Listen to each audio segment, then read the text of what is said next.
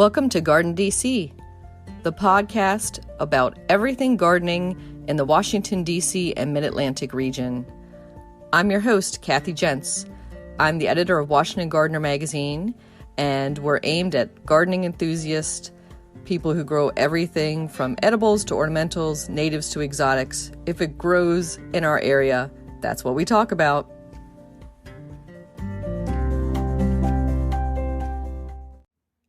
Welcome to episode 132. In this episode of GardenDC, the podcast about Mid-Atlantic gardening, we talk with Annie Martin of Mountain Moss, all about gardening with moss. The plant profile is on Orange Cosmos, and we share what's going on in the garden, as well as some upcoming local gardening events in the What's New segment. We close out with Kim Roman of Square Foot Gardening for You, who shares the last word on culinary herbs. This episode of GardenDC, we're joined by Moss and Annie, also known as Annie Martin. Welcome, Annie. Hey, Kathy. How are you doing today? Great. How about you? It's a fantastic Carolina blue sky day here Nice. in the mountains of North Carolina. Well, it's wintertime, but those skies have been really sharp blue lately. Mm-hmm. Really pretty. And so our overall topic for today's podcast is all about moss and moss gardening and growing moss and sourcing moss. But first, on the Garden DC podcast, we always like to ask, were you born with chlorophyll in your veins and a green thumb? Well, the good thing about mossing is that you don't have to have a green thumb. Nobody. You just have, I guess you have a green heart, though, in a sense. As a young child, I appreciated mosses in particular. But no, as for growing other things, I don't think I could say I'm near as successful as I am in the aspects of creating, designing, installing moss landscapes. And I truly believe that I was born to be a moss artist in the landscape. So, in that sense, I was born with it. I just didn't realize it, and I certainly didn't have a green thumb. Hmm. Well, I love that phrase, green heart. That's something I'm going to have to add to my vocabulary because being born with a green heart sounds even better. Well, that's the first time I've ever thought of that. It just popped right in. And that I could interpret that to mean an affinity for all things green. Most definitely. And a healthy world. You are originally from the Carolinas, or where did you grow up? I was born and raised in Asheville, North Carolina.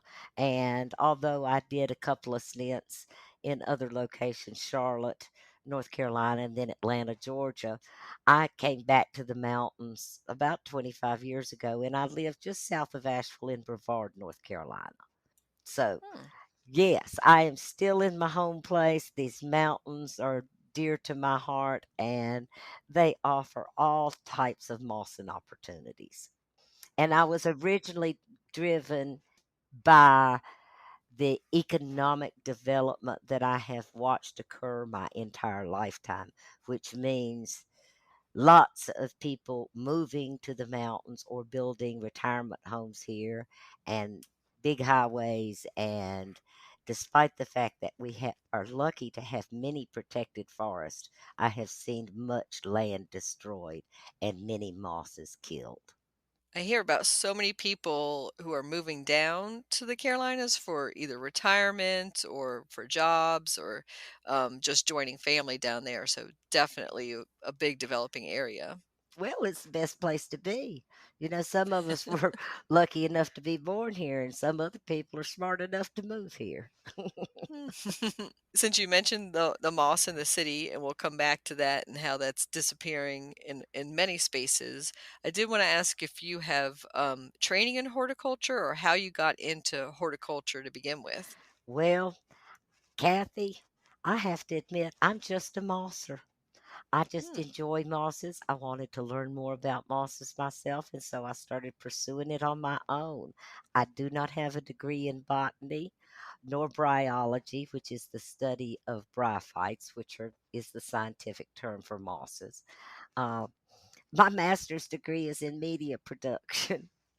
And so my background prior to the last 12, 15 years was in producing live media events and providing media resources on university campus. That should have given you some communication background for I know that you do speaking on mosses and lots of education, and you literally wrote the book. I did. I wrote the book on moss gardening, and it's still a fascination to me. And I appreciate the opportunity to share the knowledge that I had up to that point. I've gained some more since then, and I never got to say everything I wanted to in the first place. So, um, in terms of learning, I consider it an ongoing process. And so I reach out to, in particular, the scientists in the International Association of Bryology and the American affiliate, which is the American Lichenological and Bryological Society. And those are the scientists, the professors that study mosses every day. I study them in nature every day and in landscapes every day and every night. I'm obsessed with mosses all the time, to be quite honest. So I just was fascinated right before this conversation started to look out my picture window because I got rid of the beautiful stone fireplace. So now I have this 24/7 view of my moss garden, and the sun was just gently setting, and the quartz crystal was just glowing. And then right next to it were these sporophytes on the Intodontia ductrix moss. And it was just fascinating to see them just like little heralds glowing in the late afternoon sun. And then the green, because before it was sunny today, it was very rainy yesterday. So everything is lush and green, even in the middle of wintertime. And just a couple of weeks ago, it was only 1 degree. Doesn't hurt the mosses Mm. at all. They're immune to any negative effects of cold. And that's one of the best things. So when people are concerned about planting zones, since they're based on cold hardiness, they're irrelevant when it comes to planting mosses. That is great to know. And I was just going to drop the name of your book for our listeners, and that's The Magical World of Moss Gardening by Annie Martin. And that was published by Timber Press. And you can order that through Annie's website, mountainmoss.com. But getting back to that beautiful view out your window of all those gorgeous mosses in the middle of wintertime, that is one topic that I'm glad you brought up was the cold hardinesses of moss. And yeah, there's mosses I hear all the way up to the Arctic Circle. And I've even heard of moss being eaten, I think, in Norway as a delicacy. Have you heard about that? Well, I've actually had a chef in New York City choose to purchase some mosses for that purpose. They're not really edible, though. I mean, they don't possess nutritional value like you would expect from most kinds of plants. Mm, That's not one of the flags that we can wave. We can wave many, but uh, they don't taste good, and that is an hmm, advantage to us as gardeners because they taste bad to other critters. That means big ones like deer, which can be a hmm, real issue even in urban areas where deer populations may be gaining. And it's really a headache, as you know, for any gardener to deal with deer passing through and having their feast as they stop by your garden. But that hmm. applies to small critters too, other kinds of pests that would normally be an issue in a garden just aren't because the plants themselves taste bad. And so moss is an ancient plant, and Hmm. somebody way, way back, millennia ago, must have eaten moss. That must have been a delicacy for somebody back then. Maybe so. It could be for somebody today if they wanted to. I guess. That's one thing I don't do. You could say I eat, sleep, and breathe moss, but I really don't eat it. No. Yeah, and I think, those chefs that we've heard of who have used it experimentally, it's more for a conversation, starter than anything. It's gimmicky. I really don't deal with Mhm.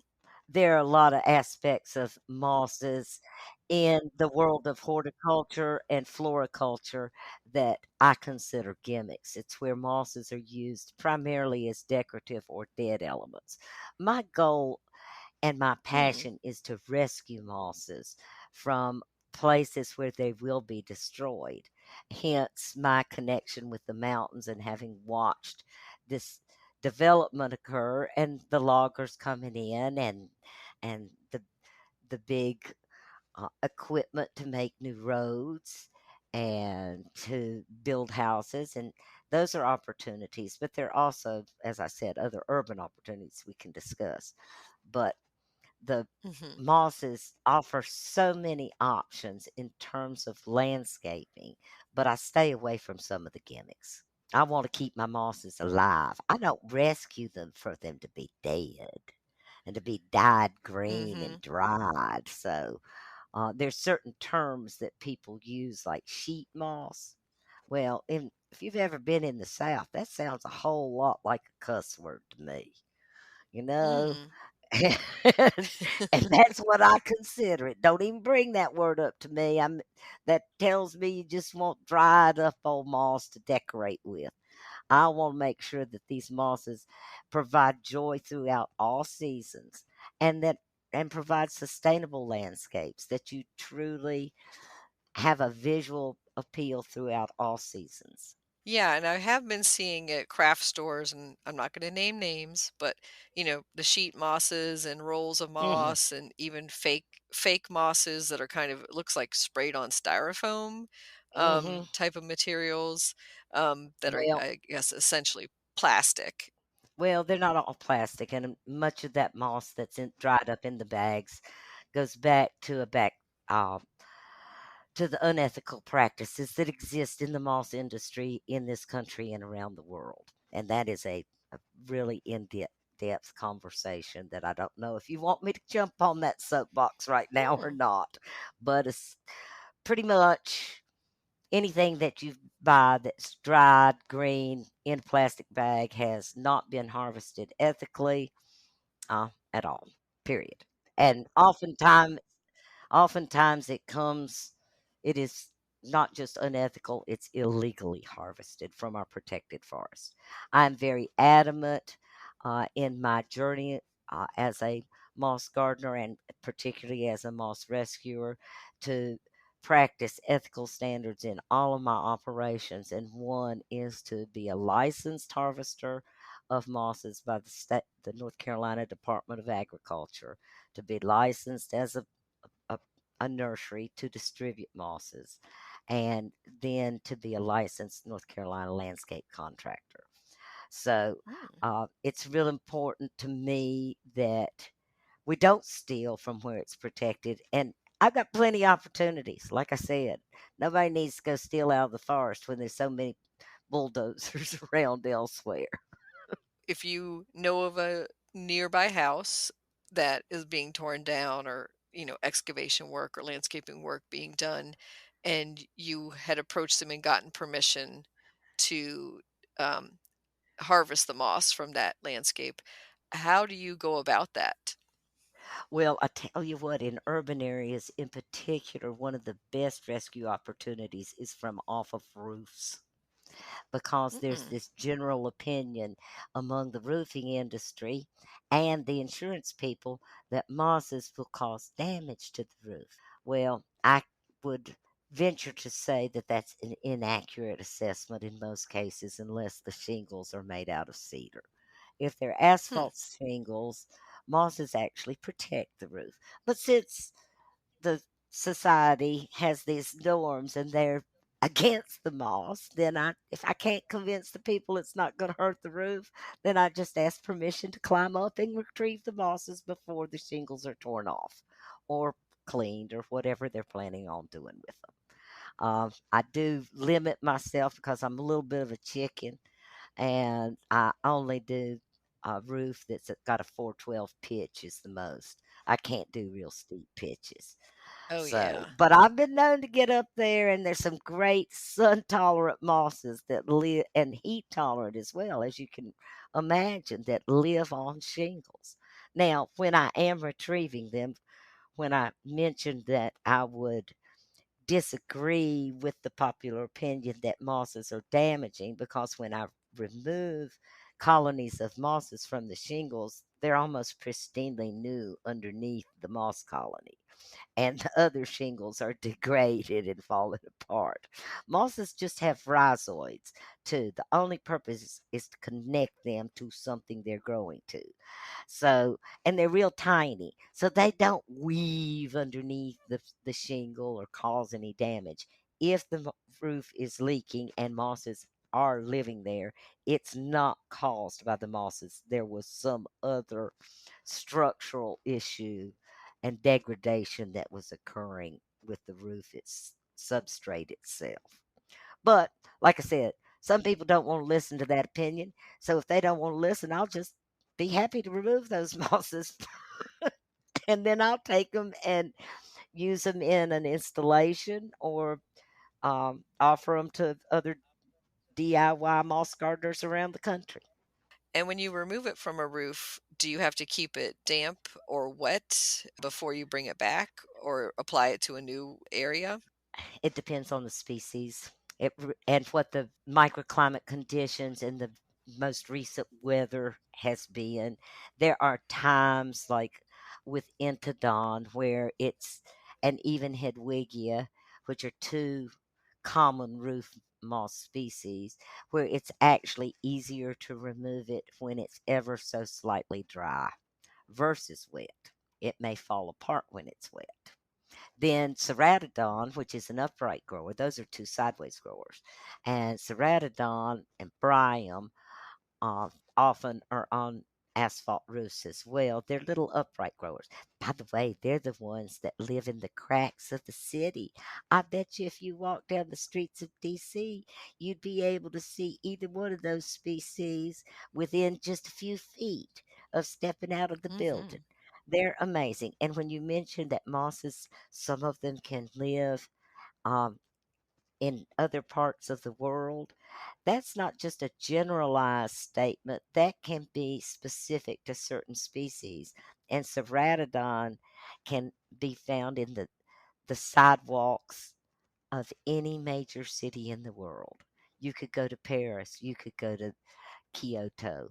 You could travel on an expedition to Antarctica and even find Ceratodon. So it's amazing to me that they live on in urban areas on roofs where the heat can be quite intense in the summer in many places.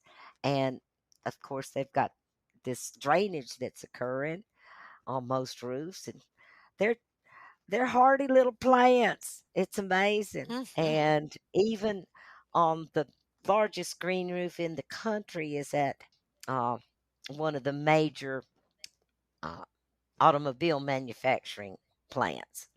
And they have had mosses self introduce into their sedum plantings that they had.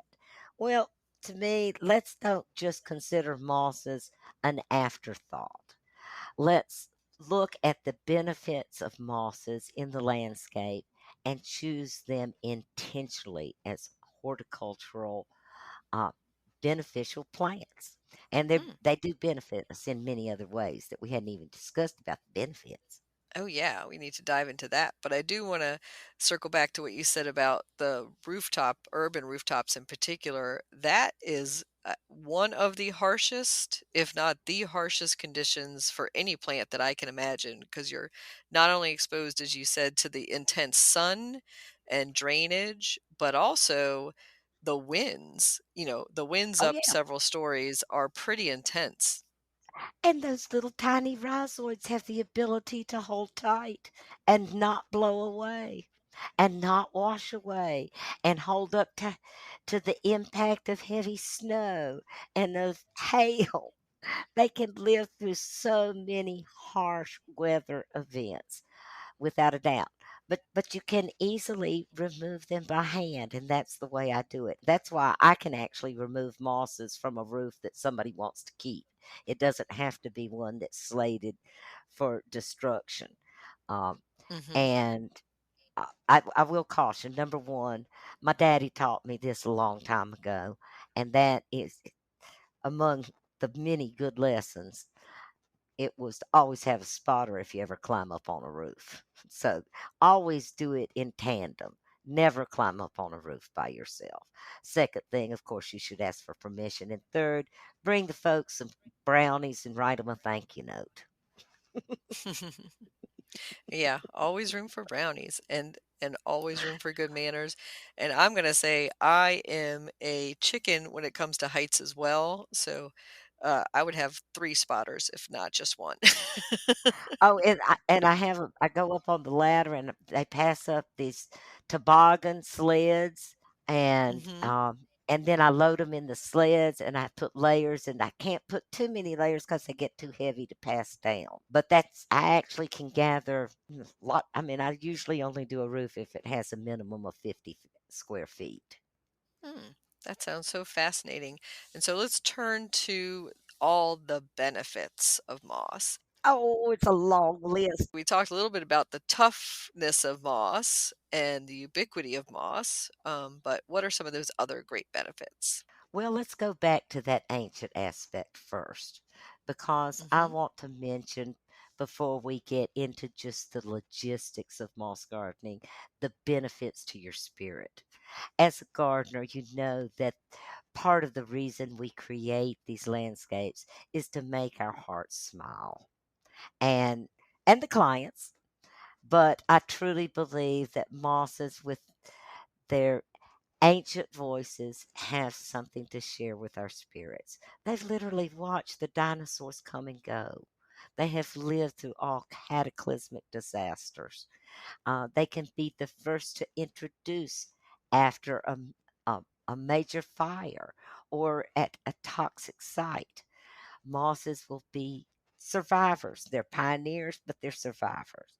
So listening to the lessons. You know how they're talking about how the trees are talking to the mushrooms? Well, Hmm. the scientists forgot who started the conversation. And it was the mosses way, way, way back. And they never left. And they're real social. They like to chitty chat. So, and they're still talking to those mushrooms in those trees.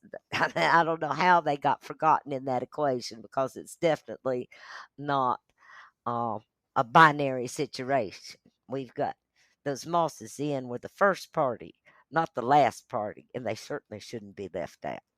So listen to the mosses and have the opportunity not only for reflection as we might expect in a serene Japanese style garden similar to the grand temples in Japan, but also use it as a place for celebration. Tonight it's a full moon. And so I imagine I'll be out there in my moss garden. So that's the first thing. That's one benefit. Okay. And I don't ever want people to forget that that's the most important one is to fill your heart with joy. Second, Hmm. that we get into environmental benefits. Okay. Mosses. Whew, let's wave the biggest flag of all. Mosses, sphagnum mosses as a genus, and there are about 200 plus species within that genus.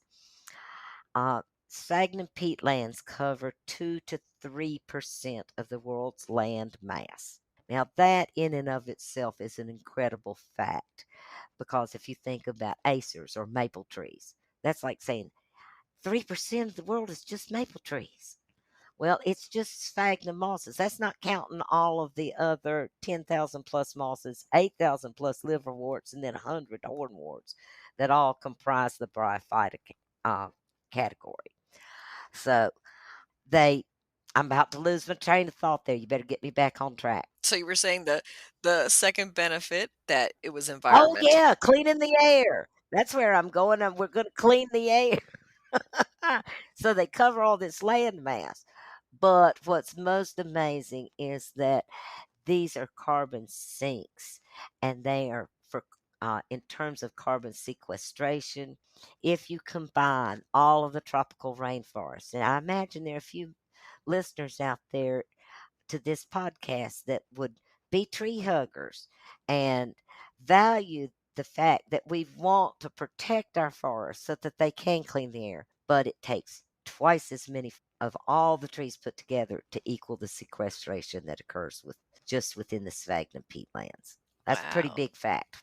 It used to Hmm. just be equal to, but most recently, a German scientist who continues to study sphagnums, they've been doing it for years, and they've been using it in landscapes and on green roofs, um, has upped it to being twice as much. And is that because of tree loss or because of moss increase?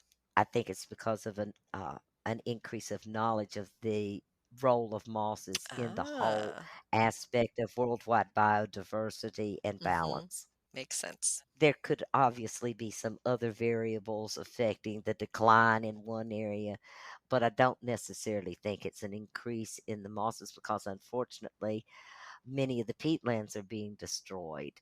Mm. Mosses are destroyed every day here, just as I mentioned, in my home region where there's construction occurring, but it can be on a much larger scale in terms of what has occurred worldwide with mosses in that respect. But they do clean the air. Then some people take that to exaggerate it that they're going to build these little 10 by 10-foot walls and put them in a city and think they're going to clean all the, the grime and the I mean, just all of the traffic, and it's just not think about it, just from a mathematical, basic math Mm. understanding, a 100 square foot wall is not going to clean that much air. Hmm. It can't. It's not a magnet out of a comic magazine where it sucks everything into that one little location. But with that said, the benefits continue in that by reducing the need to mow grass, because in using mosses instead as a lawn, then you have reduced air pollution that's being generated as well. So let's look at that. Then in terms of groundwater contamination, if you don't need to use chemical fertilizers, which there's no benefit to mosses, most cases, or at least there's not any documented facts at this point. There's suppositions, but nothing that can be really proven by species. And you certainly cannot make generalizations to the entire 10,000 plus moss species. And that is one thing. Most people, and I did this too, Kathy, when I started out, all I knew was the word moss, and I Hmm. just categorized all of them together. But they are really very fascinating, and there's so many different species. And as I alluded to earlier, some grow sideways and some grow upright. Okay, another benefit. Well, the fact that you can enjoy them in the wintertime. We've already mentioned that as well. Now, in terms of erosion control, mosses can hold to the tiniest of surfaces and crevices. So they can be utilized for stormwater runoff issues because, as mosses, and this is going to get to a botanical characteristic of mosses that impacts how we garden and how it benefits us. But mosses, I've mentioned, don't have roots, they have rhizoids.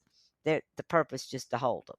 Anyhow, their leaves typically are only one cell layer thick, but most importantly, the leaves do not have a cuticle.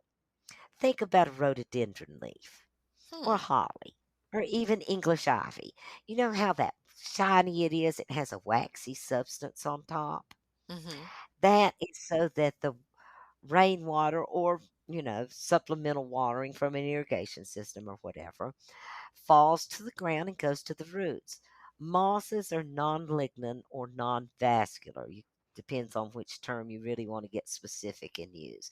But that means that if we go way back to our earliest days of learning about how plants operated, They had roots to suck in nutrients, and it went up to the xylem and the phloem. Mosses don't eat through roots. The rhizoids hold it to the surface. They eat through their leaves.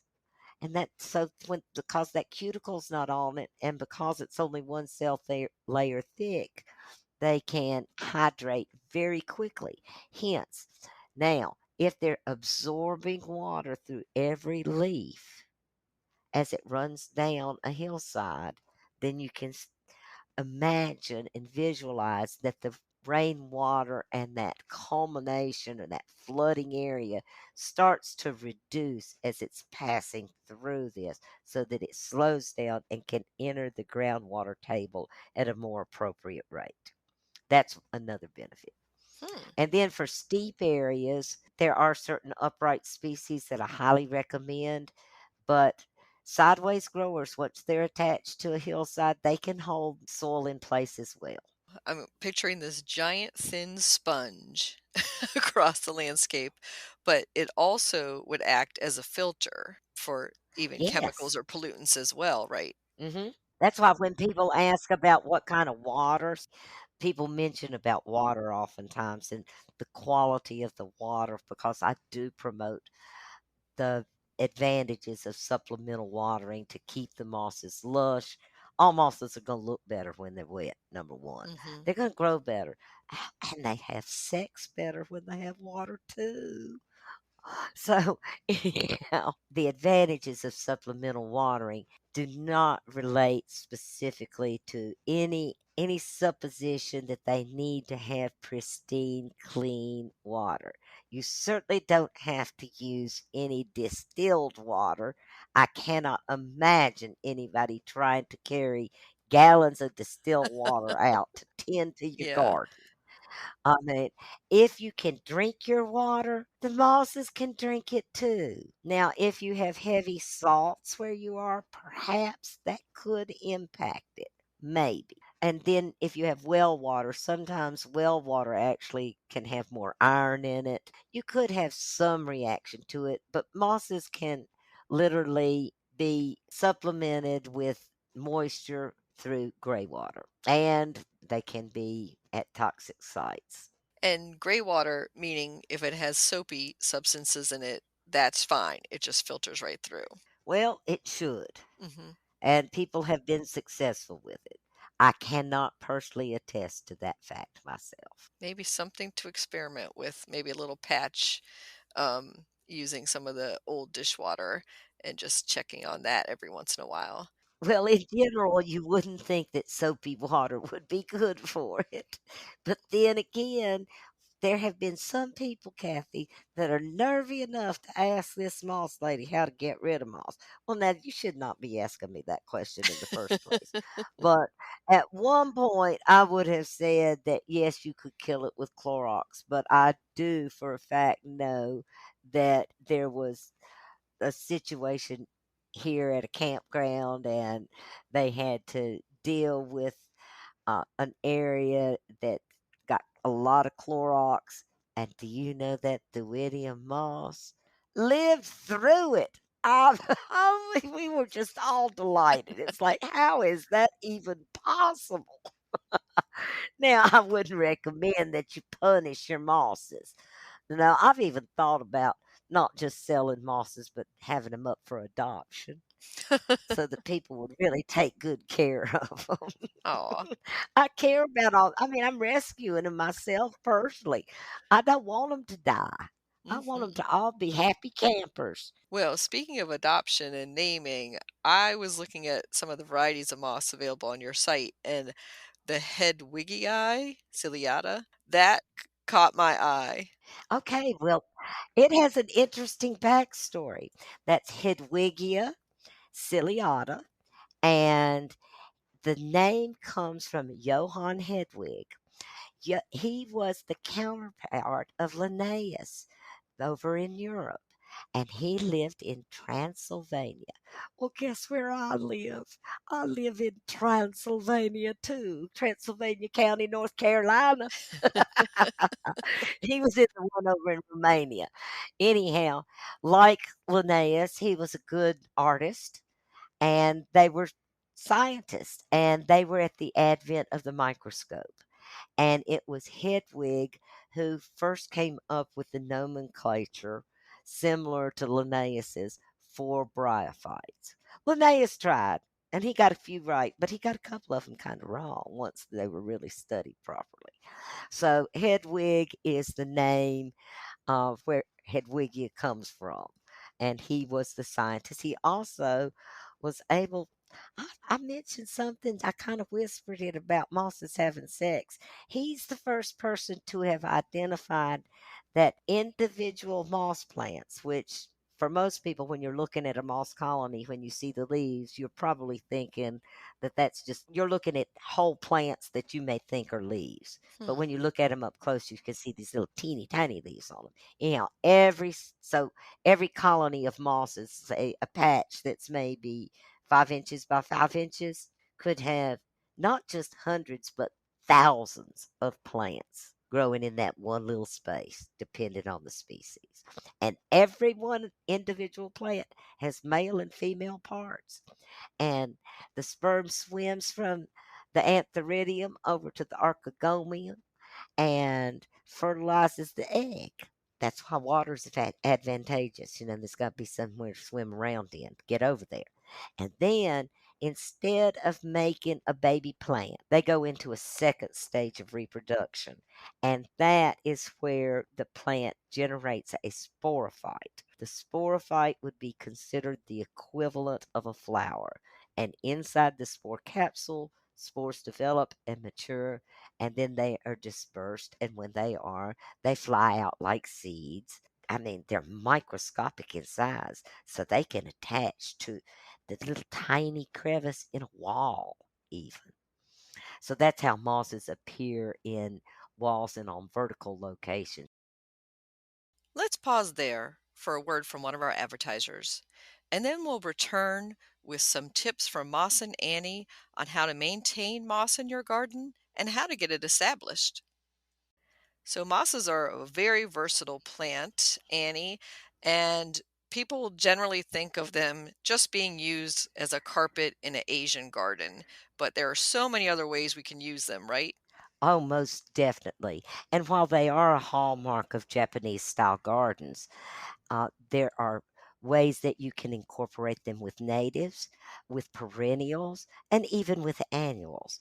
And with that concept in mind, you have the opportunity to actually plant features, patios, paths, um, pocket gardens, and of course, big giant moss lawns that would equate to a grass lawn. All of that sounds beautiful. And when you say a big giant moss lawn, moss is notorious for not growing that fast. There's all those moss sayings about slow as moss, right? So how would we go about going from, a regular turf grass lawn or some other type of landscape to converting to a moss lawn? Well, first of all, that comment about being slow growing is indeed true in comparison with other species.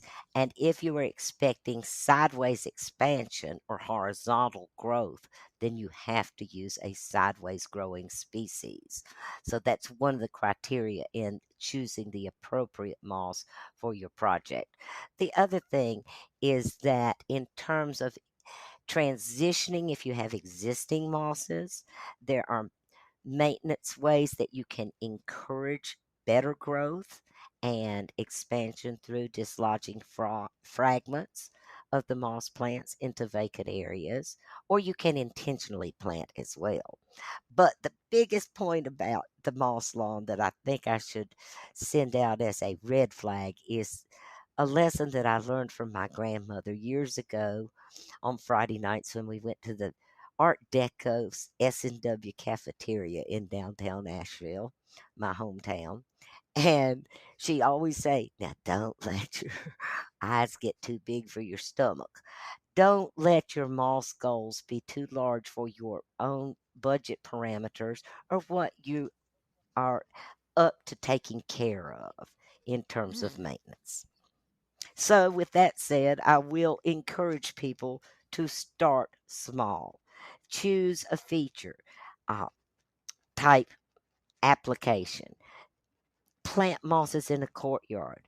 Create visual destinations that you can enjoy from the inside looking out, as well as when you want to enjoy being in your garden. And so, for choosing the type of mosses in different settings, do you have any advice for that? Well, the first parameter that should be adhered to is choosing the appropriate moss species for the sun exposure. You don't want to use a shade species in direct sun because it will not thrive and it could desiccate or even die. You want to choose mosses that like to be in the shade, should be planted there, but then they're versatile species, as you mentioned just earlier, that can live in the shade or in partial sun. And then there are other species that can handle direct sun exposures. Beyond, and oh, I do need to make a note when you're assessing the sun exposure, you need to think about it at all seasons of the year and at different times of the day as the sun moves through the sky during the seasons, or even as it passes from morning into afternoon. There may be sunspots even in an area that has trees with a leaf canopy. But the leaves don't stay on the trees but about 6 months. And you got another 6 months usually of leafless, barren trees. And that is when you are having direct sun. Of course, in the winter, the sun's lower in the Mhm. sky. You take that into consideration. But the sun exposure is the most critical factor. The second one would be to choose species that like that particular microclimate. If it's a soggy area where stormwater remediation is desired, you want to choose species that will enjoy having wetter conditions on a more consistent basis. So I would recommend Alacomium or even a sphagnum species, perhaps. Climasium is ideal for that type of application. But you can then, beyond what the substrate is, some of them really like to live on rocks, and you might want to start adorning your boulders or create a skirt around a boulder or even around a tree. And when I call a skirt, that means putting a hole like 1 to 2 feet in a circle around the entire tree or boulder. Now, that's two primary factors, the microclimate and then the sun exposure. And then you can start choosing based on the type of texture and the creative artistic applications of mosses, because you have mound species that offer a variety of textures and shades of green, as well as sideways growing mosses, which could be referred to as carpets. So the mounds grow upright and the carpets grow horizontally. But you can combine both of them in your garden design. Just only expect the sideways grower to produce the sideways results you might expect. Now, is there anything else that might be of concern if you have a specific functional need that the mosses are going to help address in terms of stormwater mitigation or erosion control? Then you would choose ones that would be good for that. I mentioned some that would be good in soggy areas, but if you have a hillside, polytrichum, which is an upright grower, is ideal. So, when you're adding moss to your landscape, is there a best time of year to do that? Well, mosses are so versatile and they are hardy to cold temperatures. So actually, they thrive in the winter, and it's an ideal to plant time to plant them in on the coldest of days. Even if the ground is frozen, you just have to thaw your mosses out. Of course, you can plant in traditional seasons of spring and summer and even fall. You just have to consider the conditions. And in the summer, it's going to be hotter. You want to make sure you're definitely providing that supplemental watering. So, anytime is a good time to plant mosses. There are some different methods that you can use, and I have encouraged the listeners to start small and to definitely give themselves a present by creating a focal feature that they can enjoy.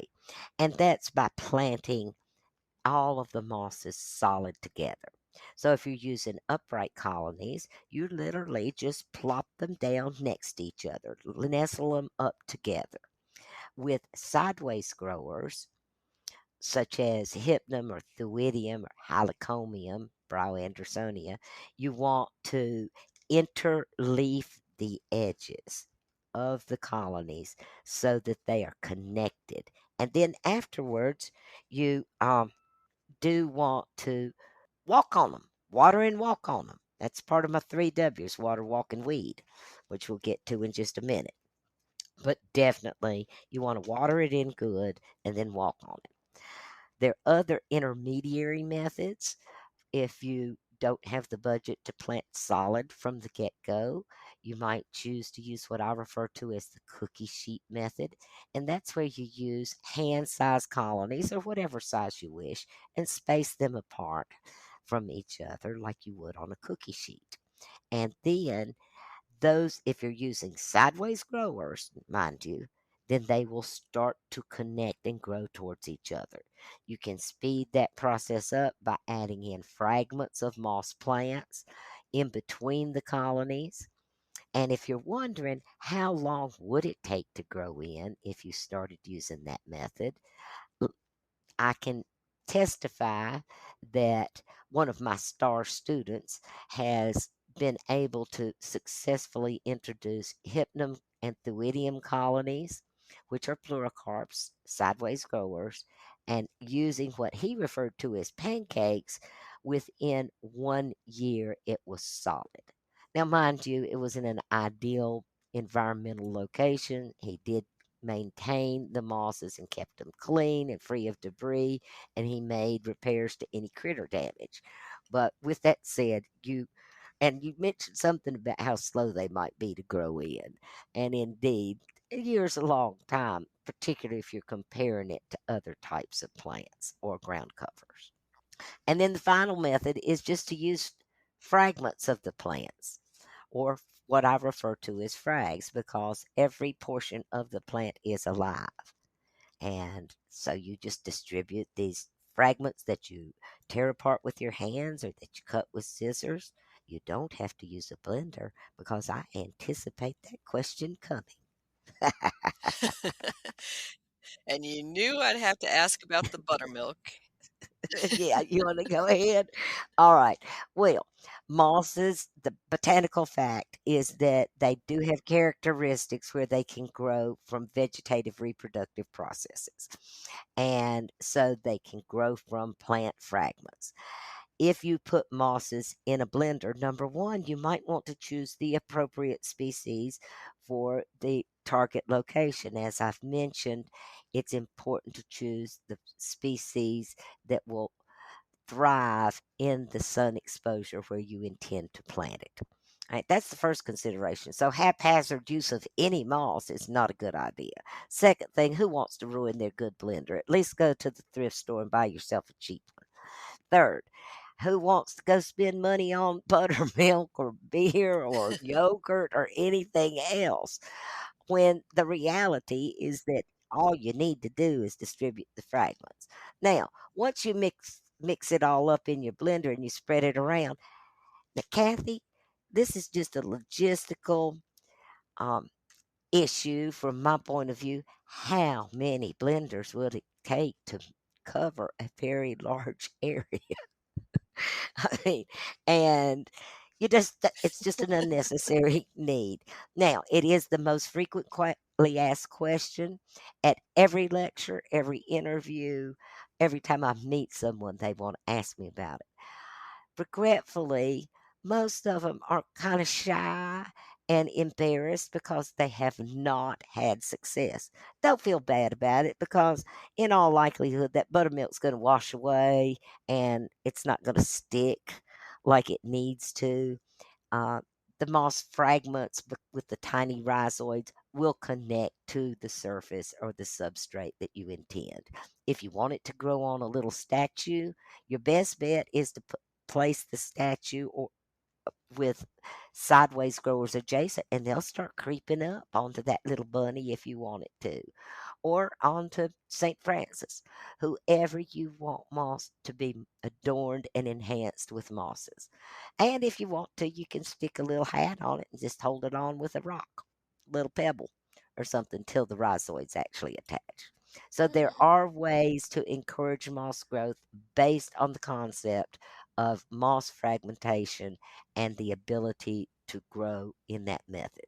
But you don't need to waste a blender unless you just want to. I mean, you could do the experiment, but don't be disappointed if you're not successful. You can I you can use methods that are actually tried and true.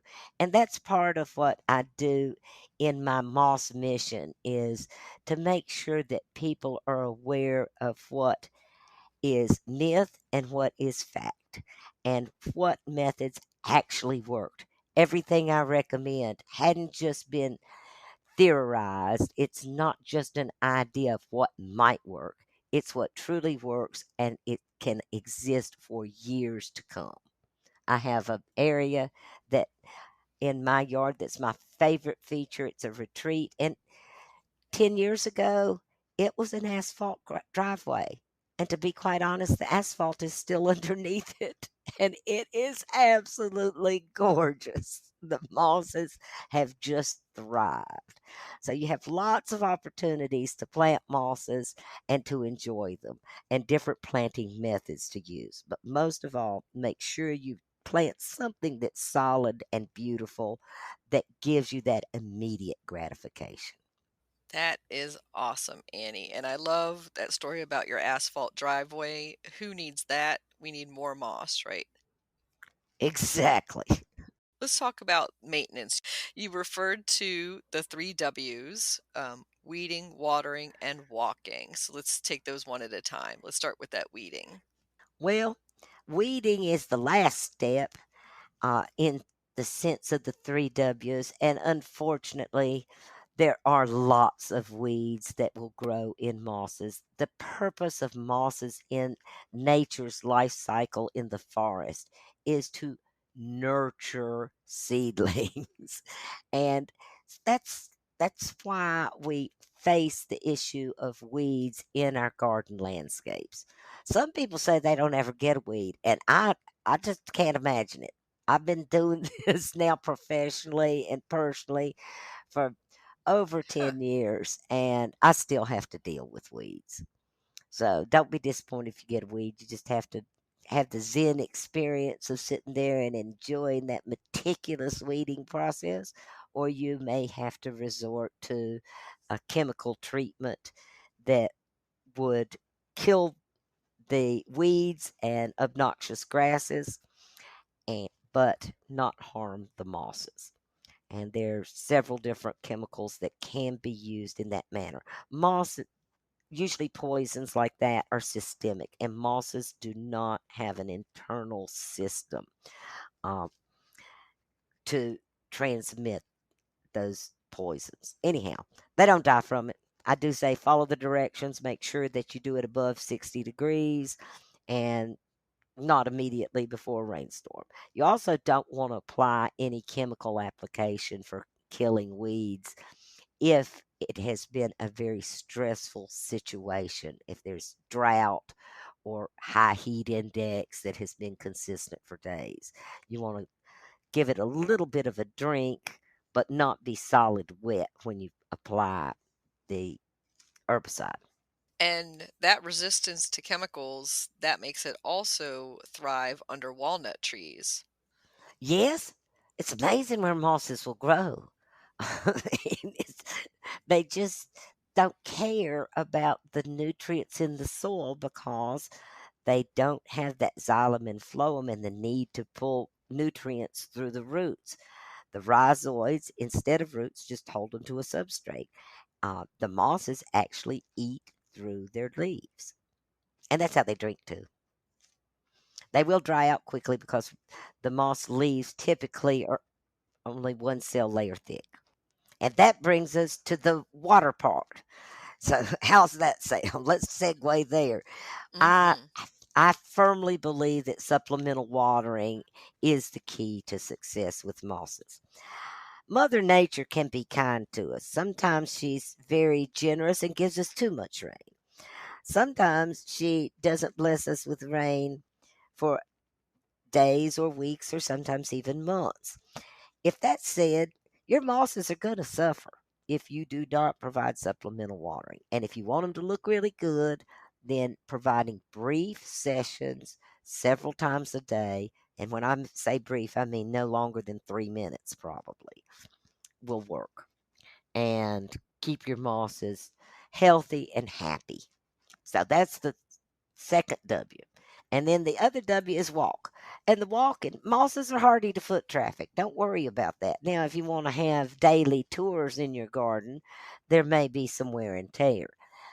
And I would encourage you to just use fragments along a gravel path to soften the harshness of the hardscape itself with a little bit of green pleasures of mosses. But you do want to walk on the mosses, sit on them if it's on a steep hill. If you're a landscaper, you can use a tamper. And I've been known to, and this sounds mean, Kathy, but I've used a hammer when I'm planting in the cracks between stones sometimes. And at that point, I oversaturate the moss colonies and then hammer them into place so that those little rhizoids and whatever soils there will just go into the grooves of the existing soil or the leveling agent, such as granite dust or even concrete. I love picturing you hammering away in the garden, Annie. You should have heard me singing.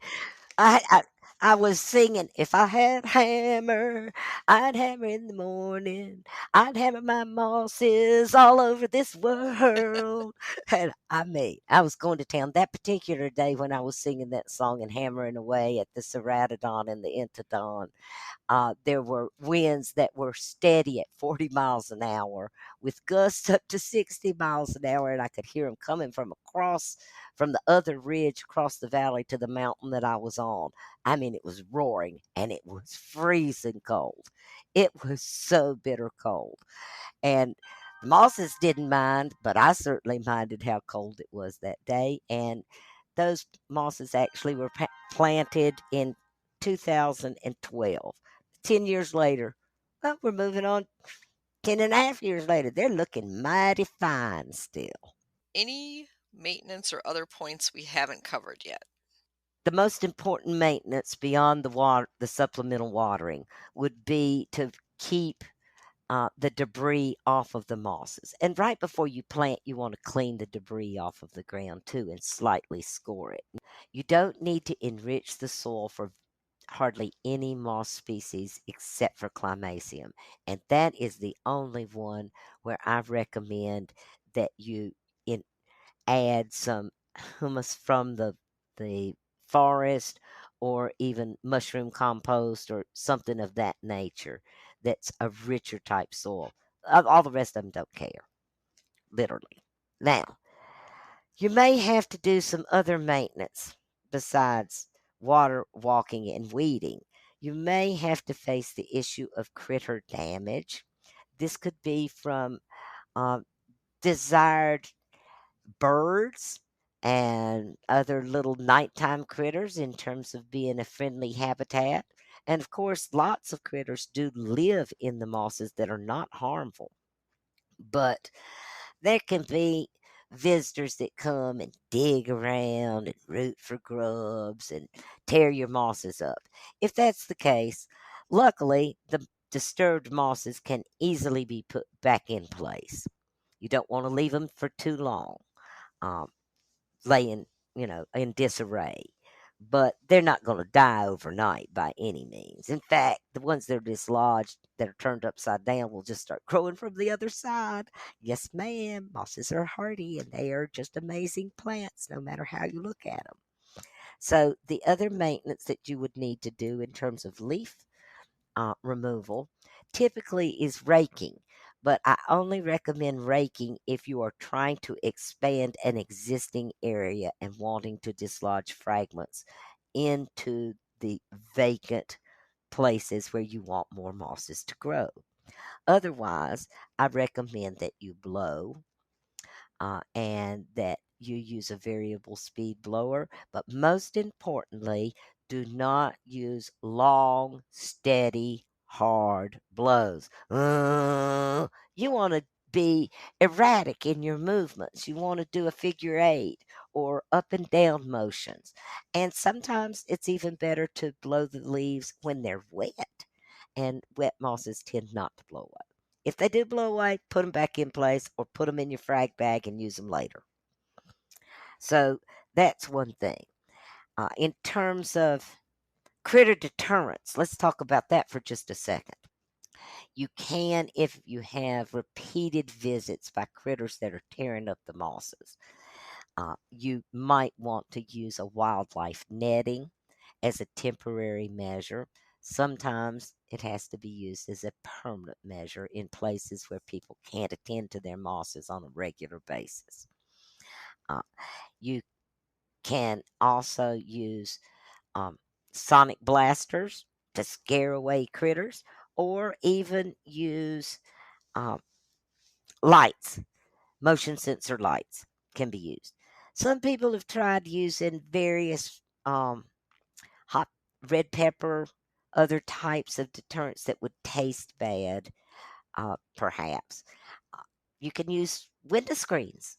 And I had one client that was so determined to keep the flock of crows away from her moss lawn that she had it in all types of metallic spinning objects, such as pinwheels. I think that is some incredible advice, Annie, and thank you so much for sharing your moss wisdom and your moss passion. And how can our listeners get in touch with you? They can visit my website, mountainmoss.com. I provide a lot of information on the site. I also sell mosses for DIY projects and for professional landscapers around the country. I offer lectures and uh, Zoom meetings, whether they're in person or through the electronic method. I travel around the country and I do site consultations and phone consultations as well. So there are lots of ways that I offer my professional expertise to the public. And I wrote a book, The Magical World of Moss Gardening, and I truly hope that all of these listeners will embrace mosses as an intentional horticultural choice and experience the joy to their spirit that I have along my moss gardening journey. Thanks, Kathy. I really appreciate you giving me this opportunity to share my expertise and my passion, and I hope others join in the moss journey. Thank you, Annie.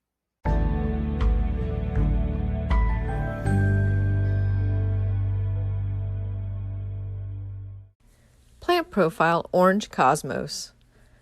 Orange Cosmos, Cosmos sulphureus, is a prolific annual flower in the mid-Atlantic area that reseeds liberally. So once you have this plant, you will have it return each year in abundance. To start off, sprinkle or direct sow a pack of seeds in mid-spring. The bright light seed mix is popular and widely available. The seeds are easy to collect, so it is likely that you can get some free from fellow gardeners or at a local plant swap. If you do not want it to reseed in your garden, deadhead and collect the spent blooms regularly. This cosmos has ferny foliage and is covered with orange, yellow, gold flowers from midsummer to frost. It is a wonderful cut flower, though it only lasts a few days in a vase. It is a pollinator magnet, beloved by bees and butterflies. Finches enjoy eating the seed heads. It's native to the desert areas of the Americas, so that gives you a big clue as to its growing preferences. Sulphur cosmos, also known as Klondike cosmos, grows best in full sun, but tolerates poor clay soil, and it thrives in heat and humidity. I never give mine any water unless we have a prolonged period of drought and excessive heat. Orange cosmos is a bright spot in my garden and one of those old-fashioned reliable plants that's the backbone of any cottage garden. Orange Cosmos, you can grow that.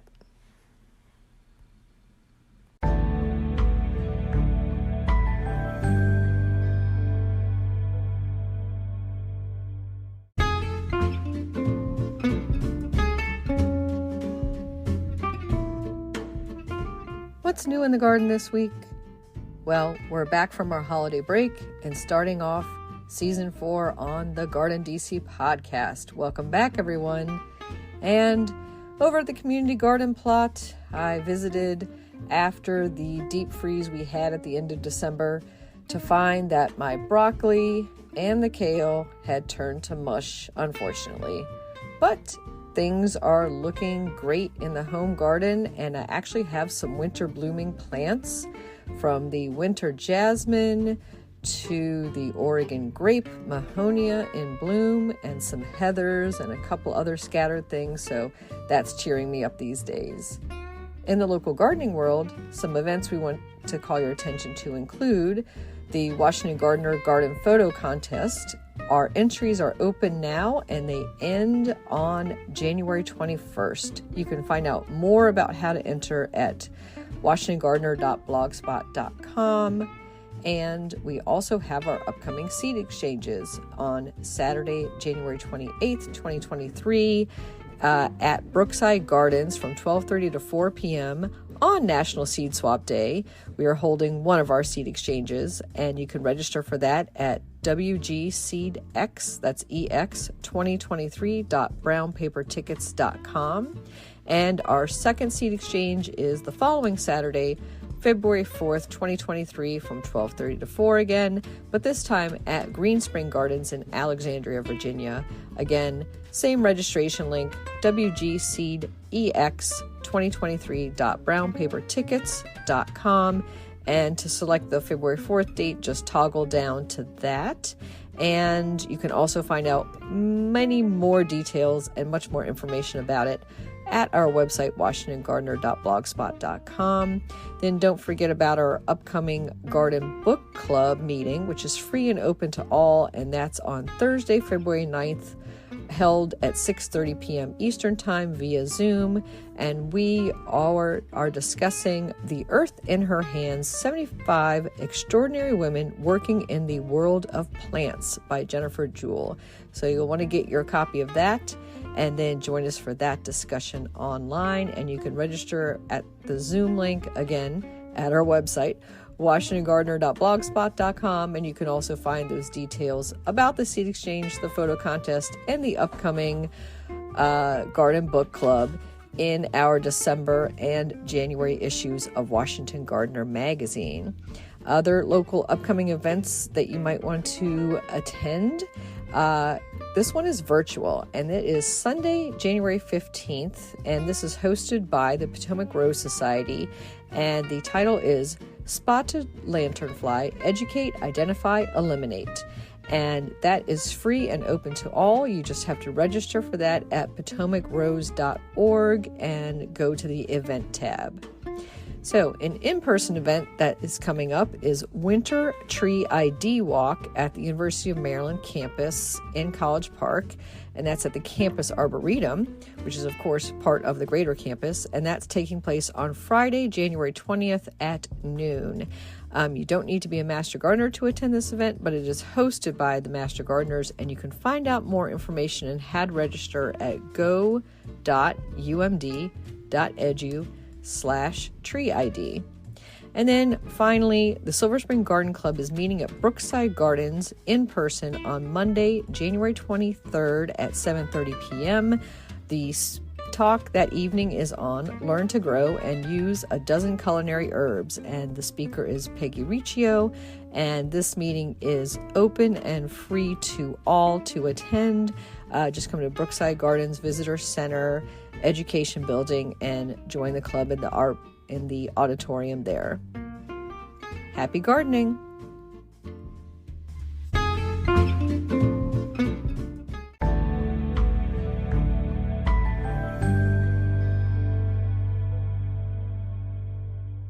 Get low-maintenance alternatives to lawns with Groundcover Revolution by Kathy Jentz. Reducing the lawn is among the biggest trends in homeownership, with an endless stream of homeowners looking for an eco-friendly alternative to a traditional turfgrass lawn. In the last few years alone, over 23 million American adults converted part of the lawn to a natural landscape, and now they're looking to do even more. The biggest challenge to adopting this new ideal of the perfect lawn? Knowing how and when to replace your turf, and which plants are the best ones for the job. Groundcover Revolution is here with all the answers you need, and some you didn't even know you needed. Included are 40 in-depth profiles of plants and an incredibly useful chart giving you all the specifics on each of those choices for a quick reference and to make your ground cover selection process even easier. Whether you want to replace the entire lawn or just reduce the amount of land dedicated to turf, Ground Cover Revolution will help you usher in a new and improved idea what a beautiful lawn should be. Available February 7th, 2023, and you can pre-order it now at Amazon.com or bookshop.org.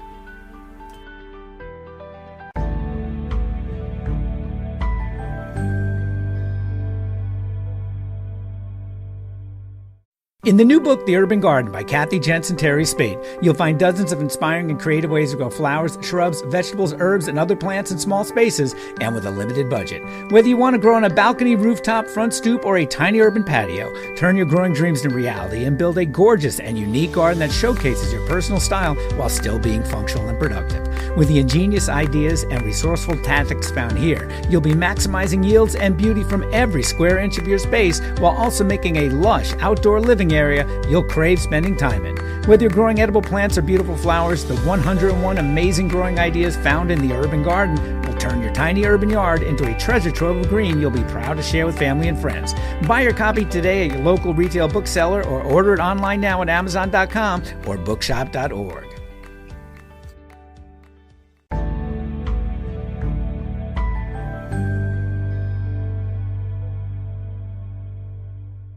This is the last word on culinary herbs by Kim Roman of Square Foot Gardening for You. That's the number 4 and the letter U. And author of How to Garden Indoors and Grow Your Own Food Year-Round. I've taught small space veggie and culinary herb gardening since 2010. For years I wanted to add a medicinal herb garden, but my yard was too small. In fall of 2021, I moved from 1/5 of an acre in the suburbs south of Baltimore to just under 1 1/4 acres in the more rural area of northeast Maryland. However, when spring arrived and the trees got their leaves back, I found most of the property is in deep shade, and the large sunny spot in the front yard is over the septic field, so no in-ground garden for me. Then I ran across a 2019 article on PubMed titled Health Benefits of Culinary Herbs and Spices by T. Allen Jiang. I was so excited. The abstract reads, spices not only enhance the flavor, aroma, and color of food and beverages, but they can also protect from acute and chronic diseases. More Americans are considering the use of spices and herbs for medicinal and therapeutic use, especially for various chronic conditions. There is now ample evidence that spices and herbs possess antioxidant, anti-inflammatory, anti-tumorigenic, anti-carcinogenic, and glucose and cholesterol-lowering activities, as well as properties that affect cognition and mood. Here are just a few examples of culinary herbs and spices for wellness. The cardiovascular system, your heart and blood vessels, well, they can be supported by anise hyssop, basil, ginger, garlic, thyme, and turmeric. The nervous system, and that would be your brain, spinal cord, and nerves, gets a boost from basil, chamomile, holy basil, lemon balm, and sage. There's even exciting buzz about saffron helping prevent Alzheimer's. Of course, more study is needed. Supportive herbs for the skeletal system include chamomile, dandelion, lemongrass, moringa, parsley, and thyme. Is it any wonder I'm now working on an untitled book right now on culinary herbs and spices and how they help with overall wellness? It's due out in spring 2024. Culinary herbs are usually very easy to grow and generally produce for a good amount of time during the season. Many are perennial and will come back for several years, so spice up your wellness routine by adding culinary herbs to your garden. Find me online at #SquareFootGardeningForYou or #YourIndoorFoodGarden.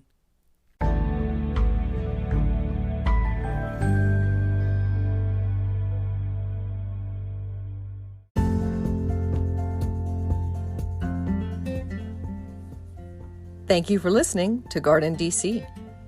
You can become a listener supporter for as little as 99 cents a month by going to anchor.fm/GardenDC/support. Another way to support this podcast is to subscribe to our monthly digital publication, Washington Gardener Magazine. To do so, go to washingtongardener.com. Thank you.